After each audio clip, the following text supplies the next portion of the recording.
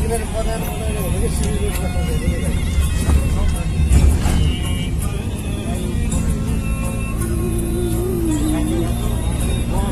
यो बाटो चाहिँ ठ्याक्कै सिलगढी पुग्छ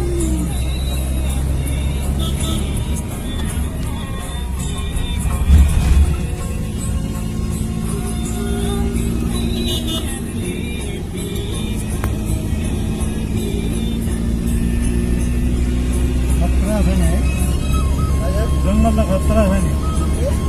कर्णाली प्रदेशमा चाहिँ धेरै ठुलो जङ्गल छ है धेरै ठुलो किन आउने त्यत्रो कम्पाउन्ड सबै जङ्गल छ तपाईँको एसियाको सबभन्दा ठुलो निकुञ्ज हो यो त नेपालको भन्दा नै एसियाको हाम्रो कति भइसक्यो हामी बिहानदेखि 6 बजेदेखि नै यही जङ्गल मात्रै हो यसमा जो अहिले छ नि अहिलेकोले पनि गोबाट निकाल्यो भनेपछि नेपालीहरूलाई करोड रुपियाँ त्यस्तै पनि आउँछ के त्यति खर्च अलिकति साल सिक्दै छोडो होला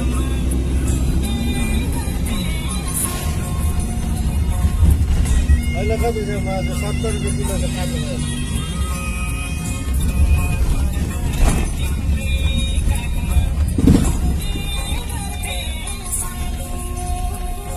बुटोलको जस्तो बाटो आयो अब नहीं है ये हमेशा